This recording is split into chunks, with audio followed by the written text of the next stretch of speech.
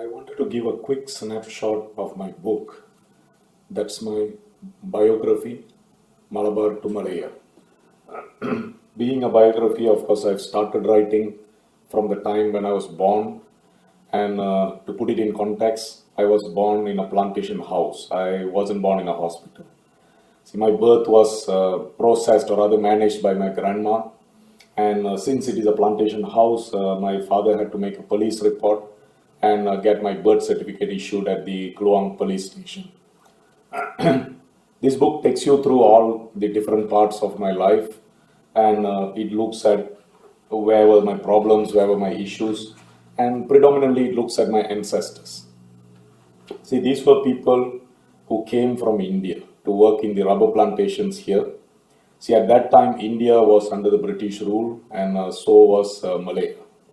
So this was a planned migration where the British brought workers to work in the rubber plantations.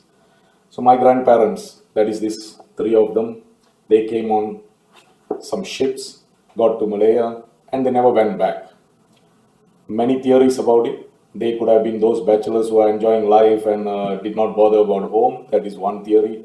Possibly also because they got here and they got comfortable and they did not think they could adapt back home. That's another theory. Third is, of course, they got here thinking that they will become millionaires and they didn't.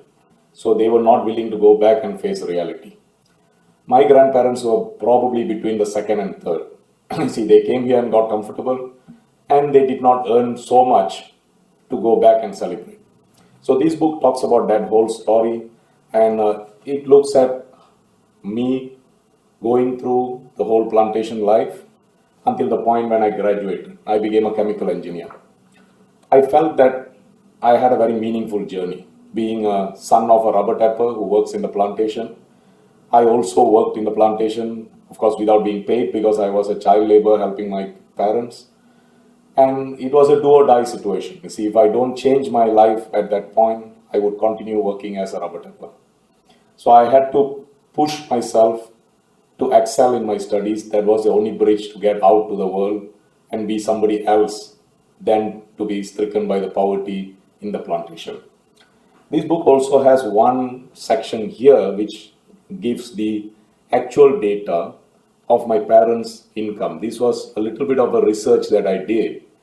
You see, it so happened that as I grew up, I was someone who was very interested in numbers, statistics, data, and I used to collect all kinds of things. One of the things I collected was a pay slip of my parents who were working as rubber tappers. So I have about 10 years of first-hand data on what was the salary like, how many kilograms of latex they collected, what was the productivity, how many working days. So those are the academic parts which are reproduced here at the back of the book. So you could see that this book is a little bit of my story, the way I saw it, and it also has the academic factual part of what a rubber tapper's life was back in 1970s.